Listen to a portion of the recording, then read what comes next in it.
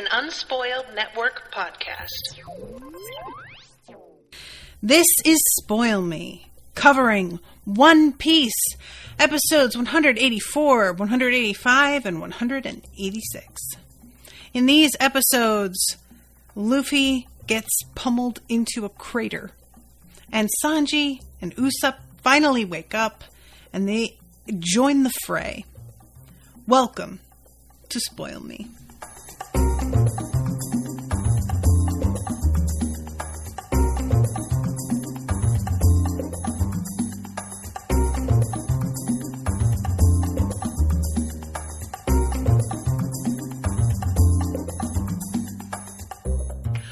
Welcome to the show, everyone. I am Natasha. Thank you very much to Florian for commissioning this episode. What's up, Florian? So, yeah, this trio of eps, I did not expect, Eneru to be defeated by this time. But I'm beginning to, realize something that I am... So here's the thing. When I first started this show, and you guys remember, I was just so delighted with something that was so ridiculous and seemed fully aware of what it is, right? It's not trying to do anything beyond the craziness. That's not to say that there weren't episodes that were a little bit more emotional or, but it's not it doesn't have a false idea of its own importance in a general way. And that was what I loved about it to begin with.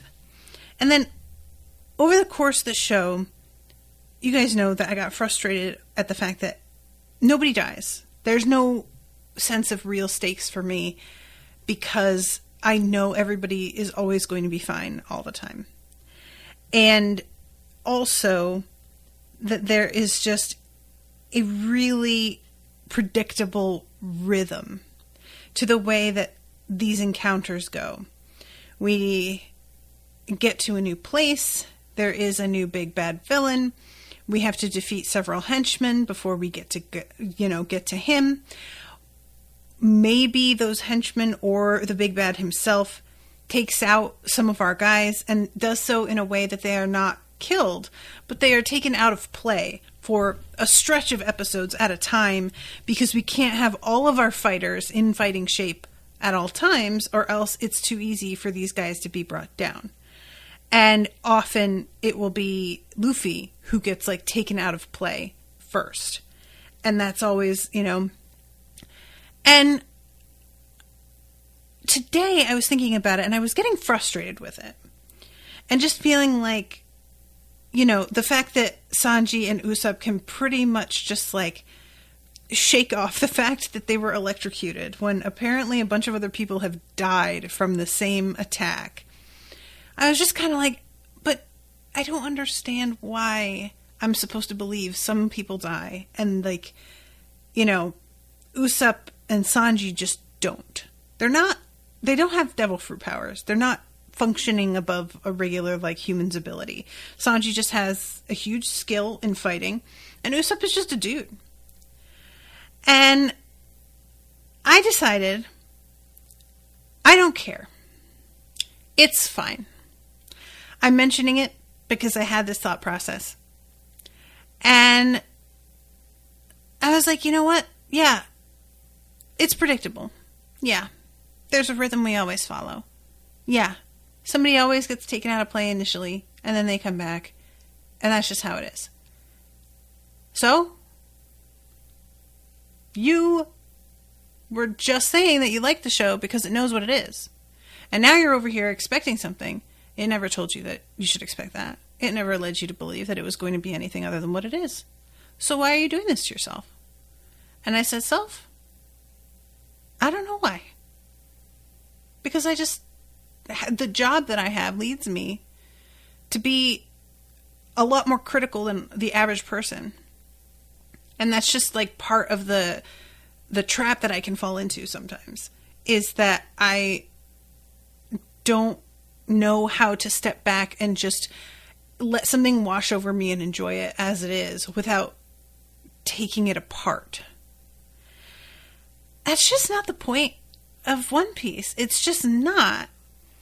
And as much as there are things that I wish could be tightened up, as much as there are things that I'm like, they really could have done better here, I'm just not mad about it. It is like the repetitive nature of it is part of the appeal, right?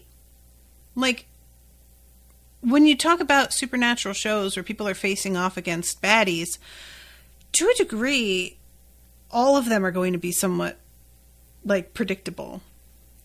And my desire for death, and I say that with the awareness of how it sounds, but, like, honestly, I am kind of always like, I wish somebody would just actually die. It's sort of sad. It's sort of like, when did I become this person that I'm just like, I hope he's dead? Like, I stand by, like, the theory behind it and why I feel this way in a general sense. However, it's a fucking, like, cartoon for fun that's, like, why do I need this to be Game of Thrones? You know? What am I doing? It doesn't want to be that. And I can't continue wanting it to be that, or I'm going to lose the thread and lose sight of the thing that actually made me like it to begin with, which is the fact that it's a romp with people that you like, and those people are always going to be there. And I put asterisk after that because I don't actually know that for sure. I just suspect that if we do get a shakeup in the immediate crew that we've got, they will be few and far between, and it won't be like we never see them again. It won't be a death. It will be that they decide to, like, stay at a particular island for whatever reason, you know, like, so I just wanted to address this because I just found myself sort of thinking about it today, and you know, I think that I, as somebody who is currently in the midst of a bit of I'm in the midst of a depressive episode, first of all. And then today, Roe v. Wade got overturned. And there was a horrific shooting of children in Texas about 2.5 weeks ago, which we just blew right past, and it's not even really being talked about all that much anymore. And I think I'm getting too cynical, everyone. I think I need to just remember that some things are just for you to enjoy and have a good time. And there doesn't need to be a sense of stakes in a way that I want. This isn't Deadwood. I don't need it. So I'm just saying, I was just talking with Rashawn about the fact that it's nice to have some lighter stuff to cover coming up, because she and I are covering Song of Ice and Fire on one show, and we're covering Dresden on another, and Dresden is currently in one of the bleakest parts of the story. And I really had to stop and be like, yeah, but as much as you say that you want something lighter and more fun, when you get it, you fucking whine about it. So, you know? And I will say, mea culpa. I am going to try harder to meet the show where it's at and stop trying to put it into a whole other category where if I want something that's sort of more aggressive, I have Full Metal Alchemist for that, where there are very many deaths and a lot of gore and blood and horrifying things that are very real. And that can serve that purpose. But there's a bunch of comments here. Seraphim says, understandable. There is definitely a lot of deeper things and important stuff to dig into and talk about at times in this show, but it's also very willing to just be silly and fun at the same time. Demian said, like people said last time this was discussed, even if you weren't fine with it, I would still say just watch the next saga. It is really phenomenal in creating stakes in different ways and deviating from the standard formula without losing what makes One Piece great. Seraphim says, but also, yeah, this arc is not one of the most popular ones overall, and the anime's pacing of things doesn't do things many favors. Damian says, I also get what you're saying about just not holding it to a cynical standard. I'm happy you see it this way, because to me, Skypiea always seemed like the archetypical, I honestly don't know how to say that word out loud. Wow. One Piece arc, and just incredibly fun. Bernadette says it is totally understandable in this situation to become cynical, though. Thank you, Bernadette, because it's happening. Seraphim says, that all said, yeah, One Piece is just overall full of stuff. I thought that said fluff. Full of stuff that just makes you feel good. Oda is simply a very idealistic writer who wants people to just have fun and enjoy a great story. Yeah, it's funny too, like Seraphim saying this arc is not one of the most popular ones overall. I honestly am a little bit surprised by that, because I have been really, really liking Skypiea. And I think that's part of what made me sort of stop and ask myself, well, what the fuck do you want then? Because they are in a land with like cloud rivers and cloud furniture and sky sharks and there's a giant beanstalk to God's house. Like, this is great. This is great. Why am I acting like this? You know? And I need to... There's a podcast that I listen to where... And partially it's a bit. It's a partial bit. So I want to caveat this with, like, I am aware some of what's happening here is just meant for the fun of a guy being cranky on purpose. But one of the dudes asked the other what his favorite color is. And the dude seemed genuinely baffled and was like, I don't have a favorite color. Who is a favorite? Are you 12? Grow up. And it struck me so hard that, like, and again, yeah, it's maybe a little bit of a joke, but it wouldn't even occur to me to be like that about a favorite color. And I genuinely realized, thinking back, that this guy tends to get cranky about people like enjoying things that he thinks are meant for children, and how important it really is to being a happy human being that you still are able to hold on to things that are meant for kids. If you can't get enjoyment out of something at all because it's meant for children, and that's not to say everything for kids should be as great to you as an adult, but you know what I'm saying? Like, there's a balance there. And if you aren't able to, like, stop taking yourself so seriously and actually have fun, you're just hurting yourself. You're not actually accomplishing anything or proving anything to anybody. You are just going to be sad, and that's something you have to live with. You know? So that was sort of what got me started on this, like, this train. And I just really... look, guys.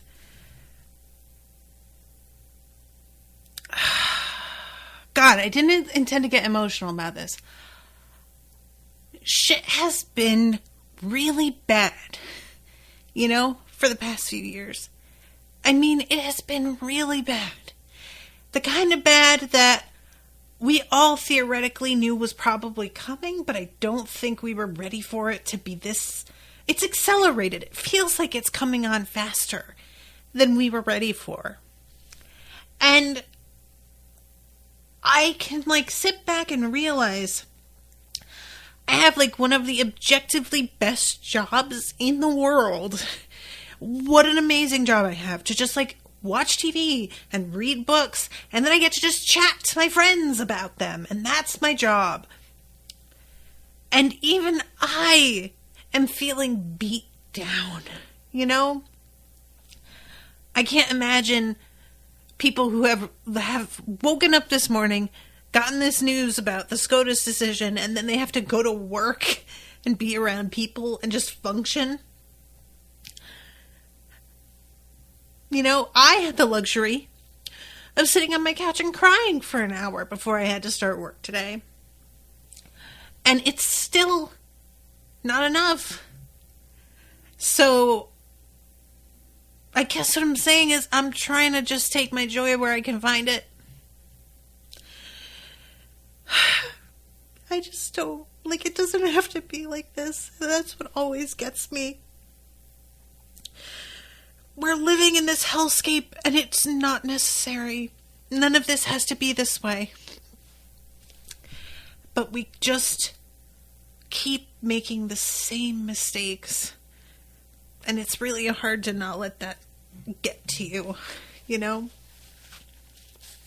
And I'll be like, God, why do I feel so depressed today? And then I just have to, like, really step back and look at the fact that I'm facing a, like, $4,000 collection from some company because I had the nerve to go to a hospital because I thought I was having a heart attack. You know? It's hard to, it's like, why do I feel like shit? Why am I so bummed? Honestly, how do I not feel more bummed more often is really the question, you know? It's, I'm sorry to anybody who's listening to this and was like, I just came here for some talk about Rubber Band, and you're just talking about the Supreme Court, and I don't want it. I apologize, but I also don't want it. And this is where we are.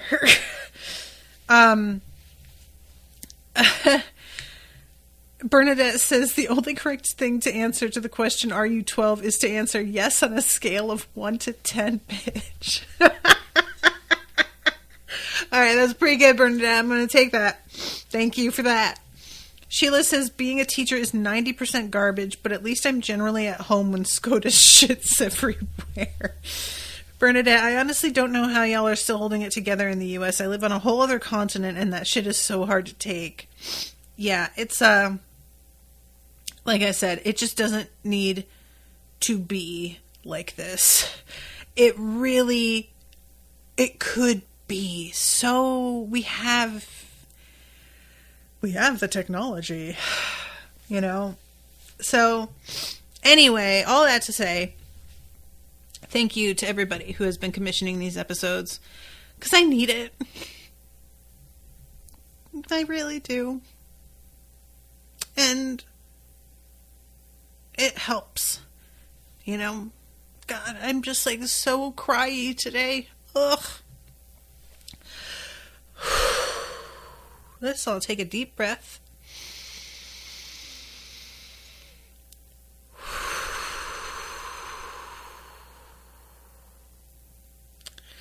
And wipe our eyes. And ignore the fact that our noses are very, very red. And then we will begin to talk about the show. Okay. The only thing, I love having these episodes available on Netflix again, by the way.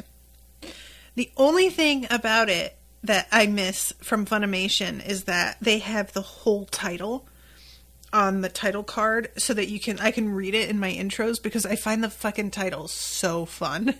And Netflix, they don't have the room, and so it just sort of like vanishes and you have to actually click on it to see the whole thing. But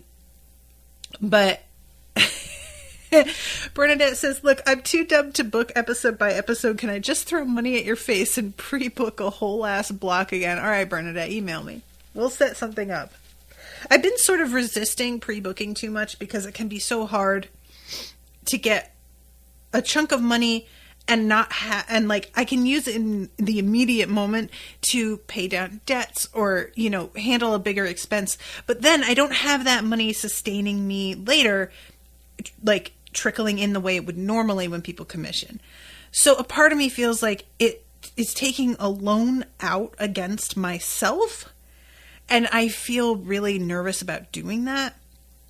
At the same time, though, I'm realizing I have no plans to, like, stop doing Spoil Me. So I can just keep doing that. And, you know, the only thing is that I may have a plan change and have to shift some things around. And sometimes that can get hard. But I will say that that has happened and people have been really flexible and it has always worked out. So I'm starting to be a little bit like less resistant. It's just the difficulty of like, you know, making sure that everybody has a fair chance when there are still a lot of titles. So yeah, that is just hit me up, Bernadette, and we'll figure something out. But anyway, so this episode is only called The Golden Bell. according to Netflix, which I think the shortest episode title I have seen in this show so far. And I may be wrong about that, but it's like truly it might be that Netflix is shortening it as well. It might be that I go to Funimation and it has a very different name. But I found it funny because it's called the Golden Bell, and I thought this meant that we were going to see the Golden Bell and get the Golden Bell. Not happening so far. I am still assuming the Golden Bell is very real, because the whole thing with these shows is somebody has information about something that sounds sort of extraordinary or perhaps like unbelievable, and one person believes in it, and eventually their dreams come true, right? Robin's is the Golden Bell for this particular arc. So I'm assuming that it's going to be real and that Robin is going to get it. And honestly, good for her, because Robin deserves good things. Well, I say that, I don't know about like her whole history, but I like Robin. I like her as a very grounding sort of adult feeling presence in the show that I think is needed. Because Zoro has an adult presence, but much in a very sort of I'm sick of all your shit kind of way. We needed somebody who was able to think in crisis mode a little bit more. Sorry. Gus says, hello, I missed the first few minutes, but yeah, it seems like shit just sucks today. Yeah, sorry, Gus, I just completely cried on camera a lot. And then he says, I'm looking at the filler list, and 184 is titled Luffy Falls, Eneru's Judgment, and Nami's Wish. That sounds more like what I would expect. So, all right, Netflix is just sort of making shit up, I guess. I don't know, but thank you for that, Gus. So, yeah, this episode, like, we ended the last one with Luffy punching Eneru into a wall, a golden wall, and Eneru being down for a little bit. And again, nobody expected Eneru to just be beaten here. Absolutely not something that I was thinking, you know. He gets up almost right away. He's actually down a little longer than I thought he would. I thought he would immediately stand back up. And he is down for the first few minutes of this episode. But yeah, the little, I say little, the massive flying ship is continuing to ascend despite the fact that he is unconscious. And Nami is on board and she's just like, what do we do? The ship is continuing to fly. You defeated Eneru, and that's amazing. But it has not solved our problem. And we don't know how to steer this. I don't know what's going on. And that was something that hadn't occurred to me, because Nami had said something about how if we kill him, there's nothing powering it and we're just going to collapse. But the concept of like, well, what if we have him alive but unconscious? And so his power is still somehow continuing it. We do find out, though, later on, he says something about how he's got a bunch of those like jet dials, which are extinct, apparently. And he is using that as backup, basically. It's like a backup generator for the ship, so that if things don't continue to work because Sanji has decided to interfere, we still have those to fall back on. So yeah, Eneru is just getting up and still doing the whole like, I am gonna get you off of this ship and be, you know, ascend to my rightful place on the endless of earth, and people will worship me the way they used to. You guys are no match for me. The whole bit, you know.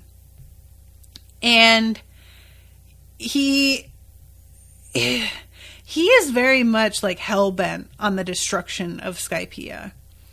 It's the one thing I will say, because a lot of the villains that we have had to deal with in these like arcs, they have had their confrontations with our dudes, and they have also had a agenda of some kind that involves innocent, ordinary people. And, you know, we had Crocodile, and it was just the people of Alabasta who were being completely manipulated, and there was this, you know, group of rebels that thought that they knew what was going on. And then we had the, like, Argon had all of the villagers that he was taking advantage of and stealing from and everything.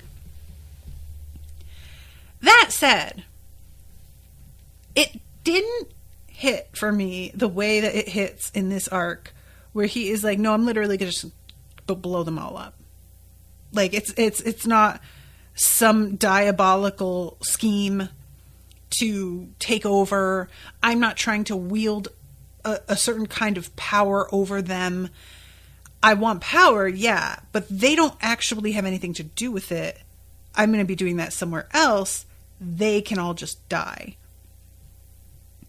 That feels a lot more upsetting, I think, as a stake versus the others that we have encountered.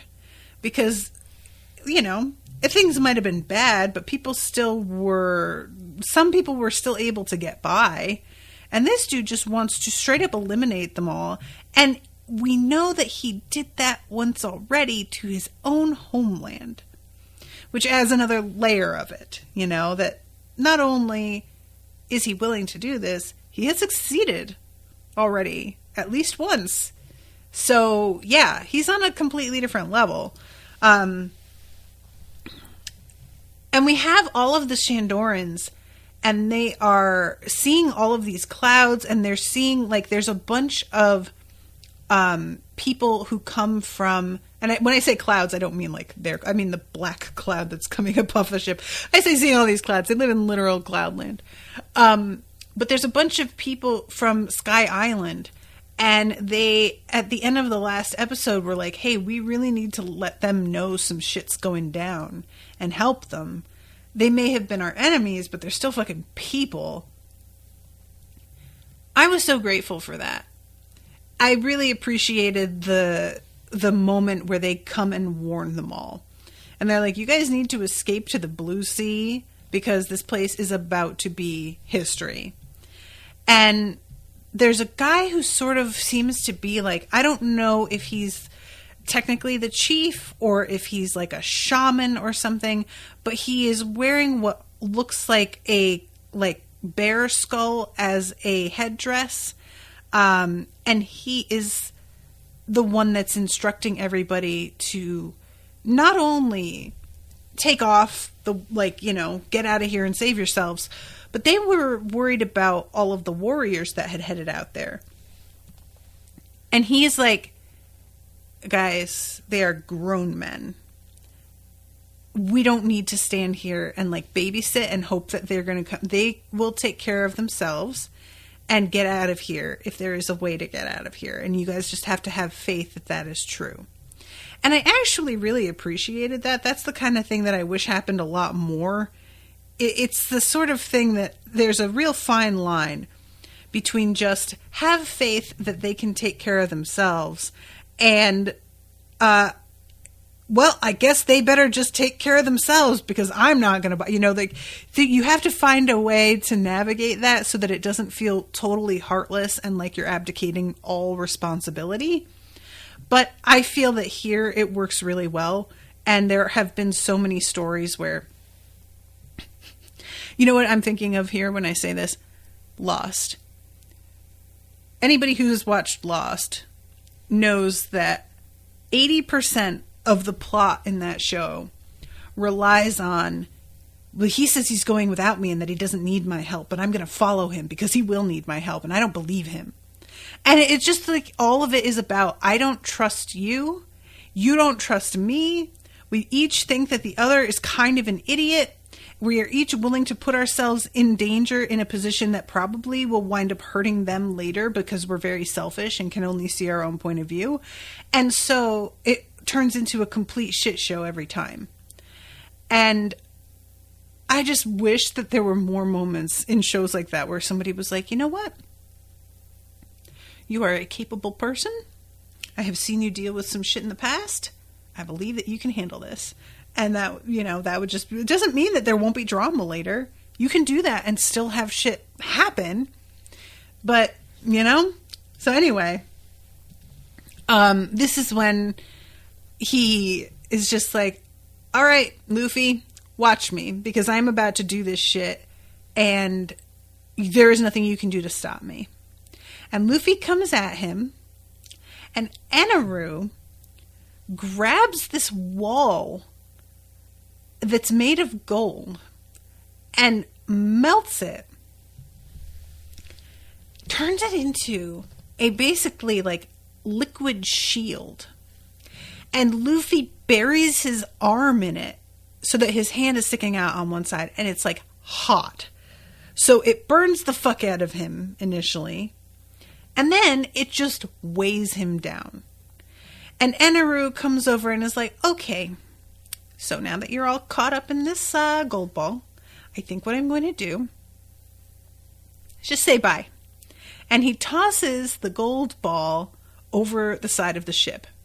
And at first, I'm thinking Luffy is going to whip the ball upward with his, his rubber strength and use it as a weapon. That he can, spin his arm like it's a mace. And eventually he may get to the point where he does that because, by the end of this trio of episodes, that shit is still there. He has not detached himself from this ball of gold. However, gold is real heavy. And it seems like they have decided for the moment to just actually treat gold like what it is, which is something that even Luffy probably isn't strong enough to just chuck around when there is that much of it. Because it's like the size of a car, a small car, but nevertheless, it's gold. So it goes over the side, and Luffy at first, he gets caught on the railing of the ship. So this was when I thought he was going to be able to leverage it. But no, Eneru is talking to him for a bit, and it's just like, dude, there's nobody who's going to beat me. And I love that he says this, and Luffy isn't even trying to be like, I can beat you. Luffy says, you don't think anybody in the world can beat you? There are a lot of really tough, badass people in the Blue Sea. You are in for a bit of a shock. And then Eneru just says, you talk too much. And he breaks the wall that Luffy has been leaning on so that Luffy just goes flying off the side of the ship and into this massive pit. It is pretty, the whole falling thing, this happens with him, and it happens with Usopp and Nami later, and then later with Usopp and Sanji. Y'all, sometimes the way that it's animated, it doesn't bother me. But for some reason, especially in the moment where Usopp goes flying over the edge on the Wave Runner with Nami, and they wind up in completely empty air, and the Wave Runner falls away from them, and they're just, that fucked me up. I really got that feeling in your stomach of that jumping, that leaping feeling, when you're on a roller coaster. Oh, hated it. It's the only thing with this is how much of it takes place in at heights, basically.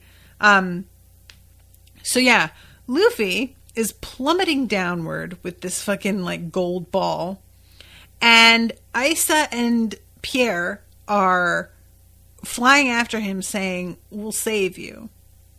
And Eneru says, God, this is very annoying. And he sends a blast of electricity down at them. And again, it does not really seem to have a long-lasting effect. It seems terrible initially, and Nami is absolutely flipping out. But everybody who is anybody has seemed to survive these attacks just fine. So I'm not particularly worried about it. So I really do want to mention too, I feel like I haven't touched on it, but the design of this gold ship is really cool. I am very into it. The giant face on one side of it, I don't know if it's meant to be like his face or it's meant to be the sun or if it's just meant to be sort of a depiction of like him as God. But whatever it is a very neat look. And I like to, Eneru is like, I won't lie, he fucked me up a little bit. I probably wouldn't have been able to take another hit from him because that really did take me out. But he's down there and I'm up here, so that's that. And then we go over to Conus, and she's on one of those wave runners watching the ship pass above her and thinking about how this is what everybody was forced to build. And she just has a bit of a moment. She's remembering like Nami saying that she's not leaving without the treasure. And Conus doesn't really like factor into these 3 episodes other than in this like one little moment. I think it's just meant to remind us that she's still out here.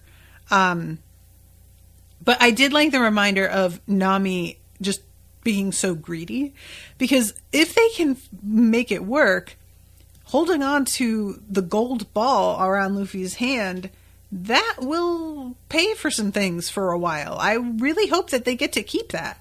At least, you know, they don't even have to keep the whole thing. And it would still be quite a lot. That would be helpful.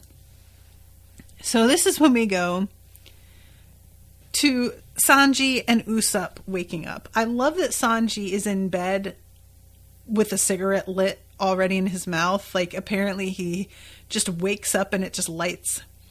And he has been dreaming about Nami and thinks that he's in bed with her. And it turns out Usopp is right there and he's like, God damn it. I was having such a great dream. And then he's like, but wait, where is Nami? And he goes outside, and there is a moment that I want to ask y'all about. He is, the shadow of the ship falls over him, so he looks up. And then he says something, Melorine, Melorine, Melorine. And it's almost, there's like a heart on a, it's like, almost looks like the kind of thing that goes up and down with like your heart rate.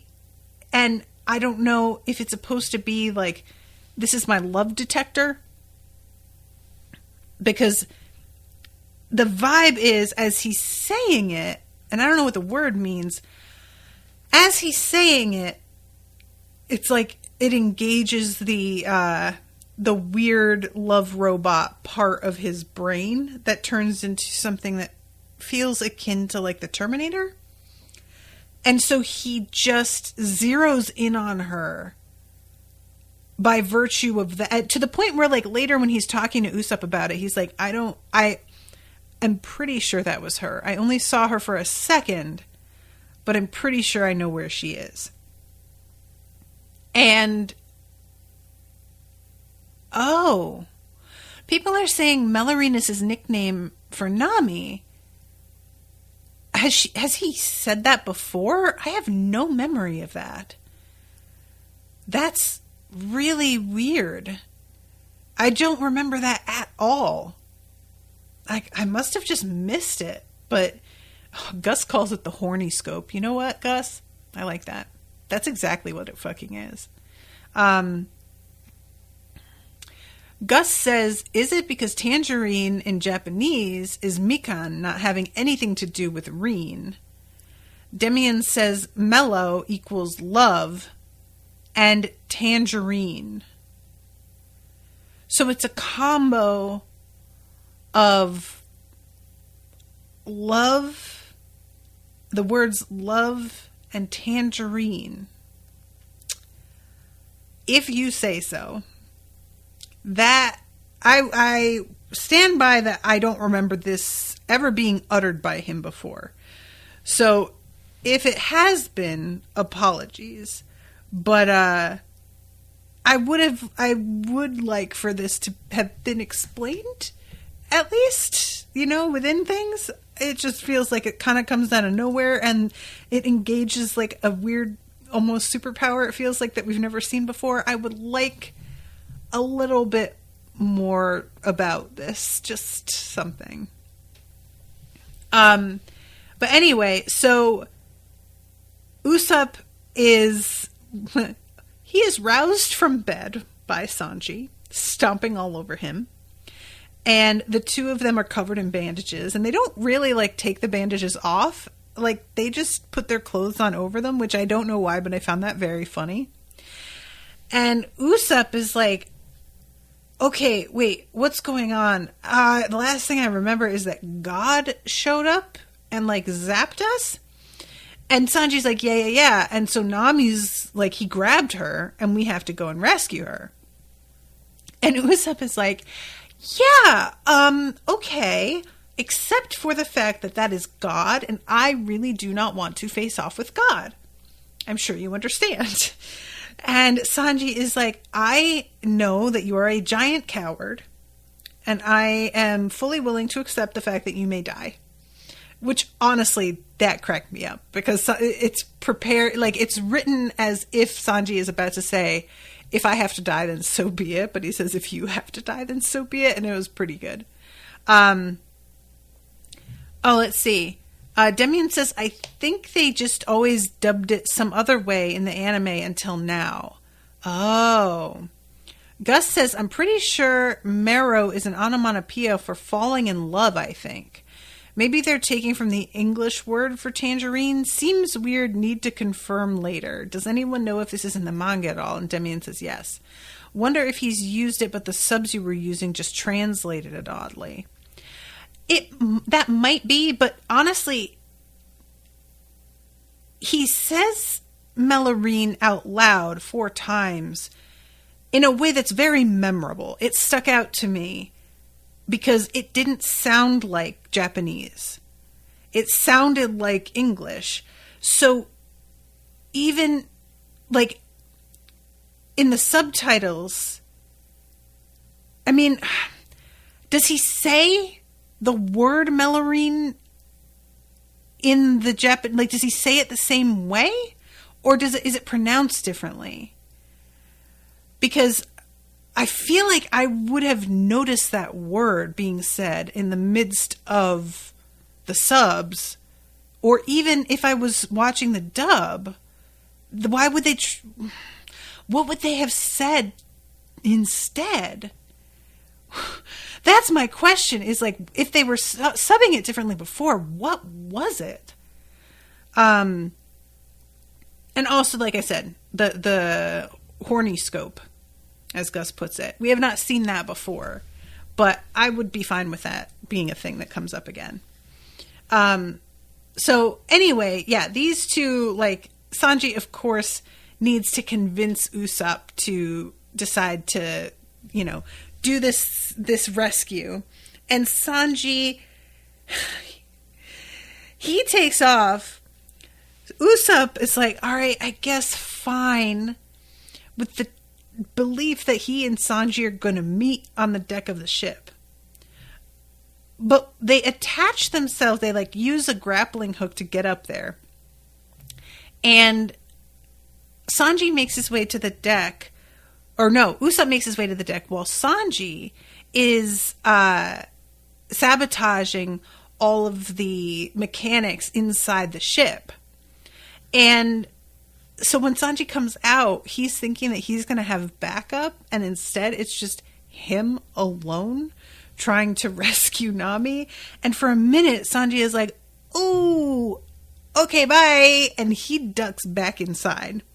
And he has a moment, as he do, where he sort of asks himself, yo, do I want to be this little pussy-ass bitch? Or do I want to go out there and do something? And he steps back out, but it's like very, very short time before he's saying, Nami, please rescue me. And she's like, you're rescuing me, dude. Can you please? But I do really enjoy him having to like sort of take a moment, collect himself, and be like, okay, I'm gonna really do this. Nami still has the weapon that he made, that weird, like, I can't remember what it's called, guys, the thing that uses weather. And so what she does, at first is like redirect Eneru's lightning with it, but he pretty quickly is like, you can do that and that's cool, but I just use a different attack now that I know that you can do that, and it's sort of nothing anymore. But I do like getting to, because I was sort of like, we see her holding it, and I did have a moment of like, oh, well, if he's got lightning, that could be super helpful. And, you know, maybe there is a way for her to use it against him somehow. But it only really works like the first time. So anyway, I loved, you guys, when Usopp is climbing up the side of the ship, he's got these like starfish shoes on that he's using to suction himself to it. And I don't know where he found them. I don't know how this happens. It's like not mentioned really at all, but I love them and they're real weird. And I feel bad for those starfish because it just seems like they're being stepped on, and that's just rude, you know? But yeah, anyway, and I love too Sanji being like, well, all right, Usopp, just be prepared because since they have this power where they can tell what our moves are going to be, you could pretty much bank on the fact that they know we're here already. And Sanji is like, or Usopp, I keep calling Usopp Sanji, but Usopp is just like, they know we're here. Like, this was already really, really bad, and now you're telling me this? I hate it. Meanwhile, down amongst the ruins, Robin is trying to save everybody. And she does this thing. It's very effective and very smart, but wow, is it creepy. Where she makes her feet pop out from underneath everyone's bodies and walks them to her.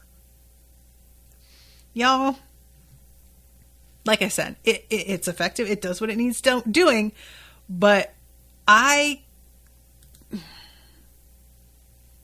it's very creepy to look at. It's just very freaky. So, okay. Let's see. I'm trying to, because I spent so much time like weeping openly at the beginning of this episode that I don't have quite as much time to talk about everything this episode. But Isa is weeping over Pierre's body and saying, thank you for saving me. Pierre, I'm sure, is going to be fine because they wind up like taking his body with them later on. Even if they didn't, I would still bank on him being fine. But I will say, I need him to be fine because I find him so entertaining. There is a part of me that wouldn't be mad if he just became a part of our crew permanently and was just like, you know, flew alongside the ship. So Luffy wakes up, picks up the ball, and is just like, God damn it, I can't get this off. And he's like, let's go back. We can't let Eneru get away with this. I am going to stop him. And what we see when he finally begins to pursue Eneru is Luffy bashing his way through the ruins and Isa getting increasingly upset over the fact that he is destroying her homeland, which I found honestly really funny. She just keeps screaming at him, stop it! And I was just... Luffy is so destructive, even in the best of times, and he's got like a 2-ton ball stuck to the end of his arm. It's over, girl. I don't know what to tell you. Like, just come to terms with it.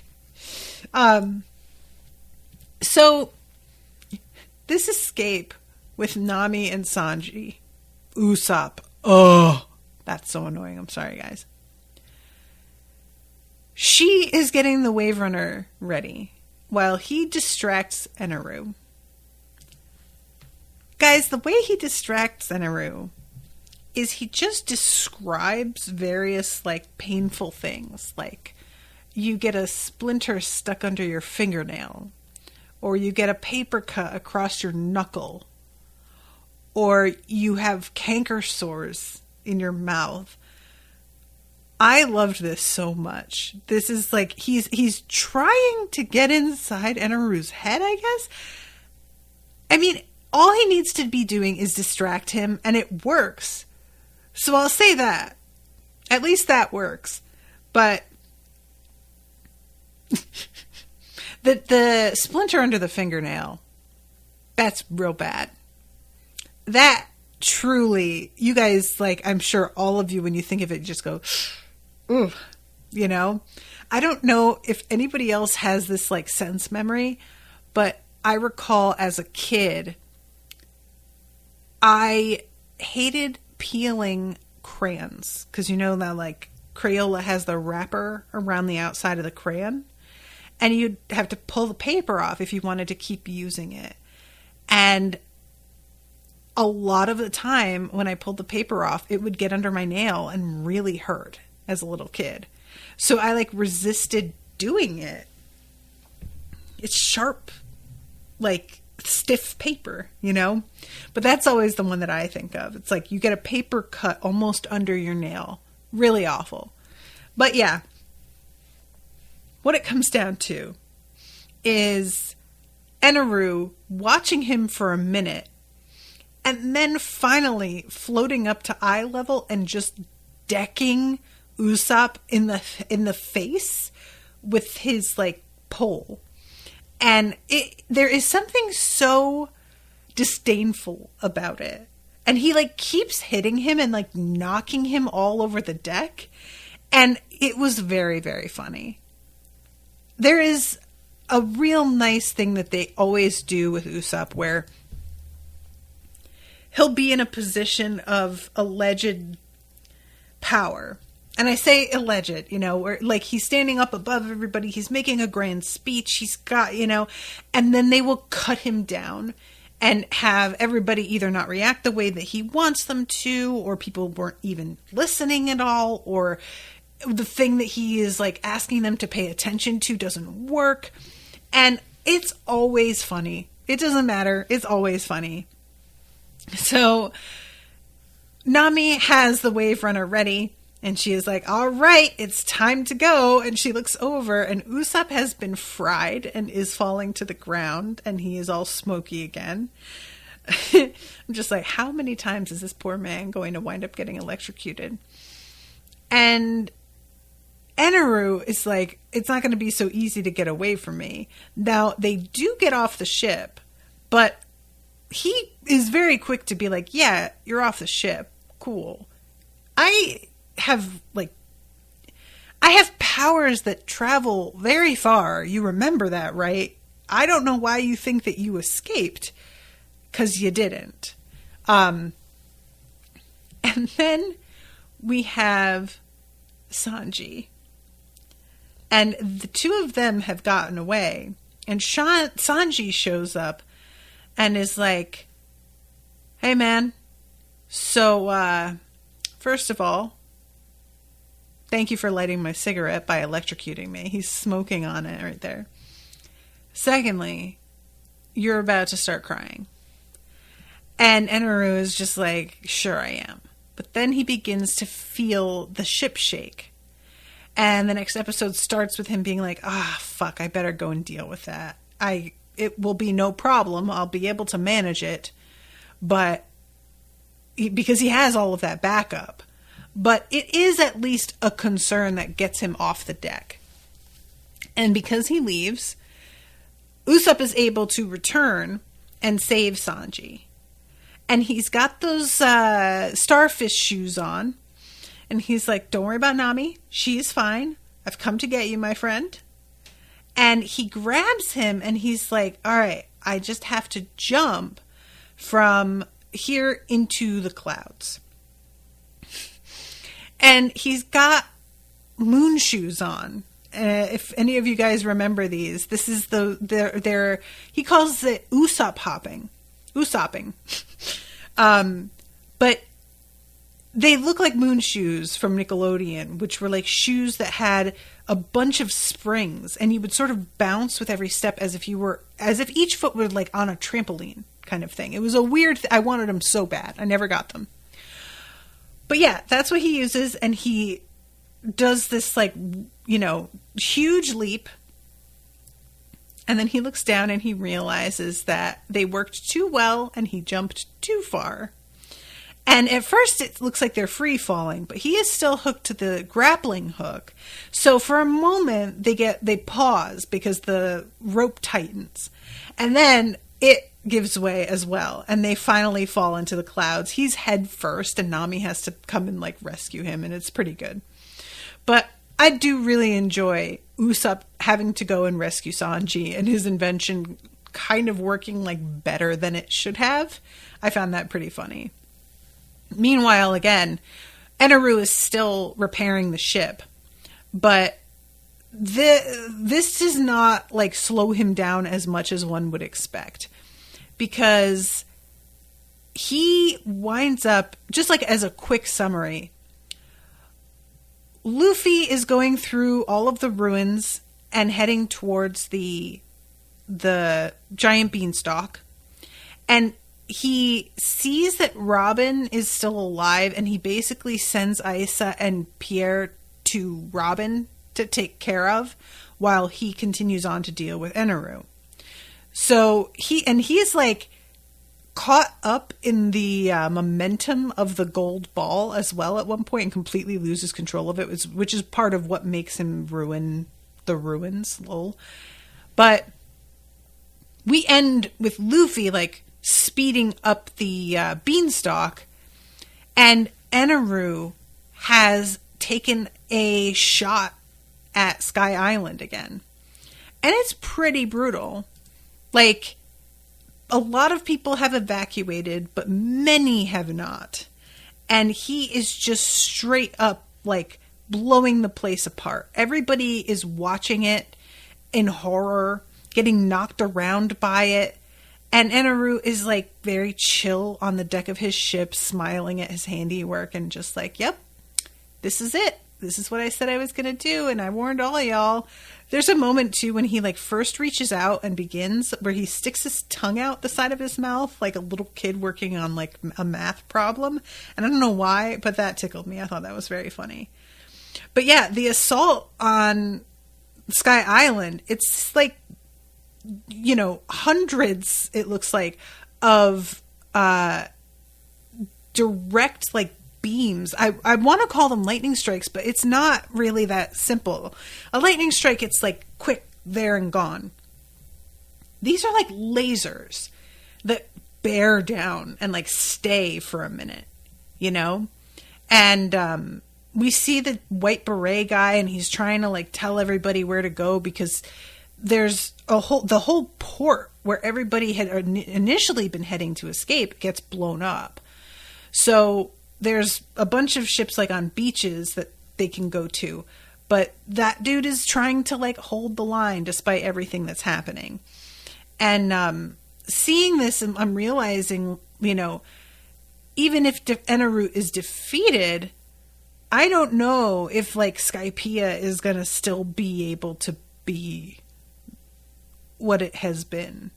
I'm wondering if these guys are just going to have to like start living in the blue sea, you know? I don't know what that looks like. They all have antennae and wings. Like, what do you even...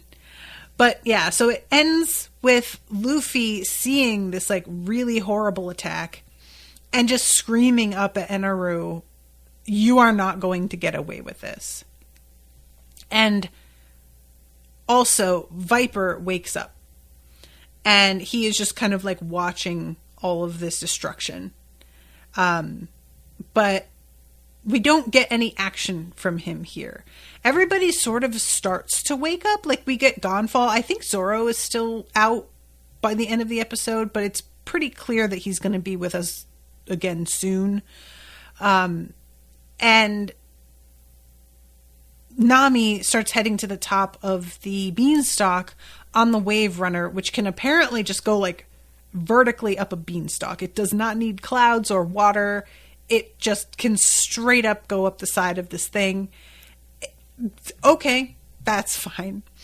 But she's going after Luffy, and I really want to know what she thinks she's going to do, because Luffy isn't going to like... She can't help him in the fight. I don't feel like, the most she can do is be like, hey, hop on this while we escape. And maybe that's all she wants to do. Because she basically says, like, he can't win. But I just sort of feel like, Nami, you're just going to hold him down. You're just going to weigh him down. Let Luffy do his thing. He'll be fine. Just go with everybody else. But, it's fine. So that's how these 3 episodes end. And I am extremely interested what happens to Skypiea. That's really my main thing. I know Eneru is going down, but is Skypiea still going to exist? Is it still going to be, like, habitable? He really goes to town on it for a minute there. We'll just have to see. So, all right, I'm going to wrap up, but thank you guys again very much for your support, for hanging out with me, and being cool about me crying. Thank you again, Florian, for commissioning this. Appreciate you a lot. And until next time, toodaloo, motherfuckers.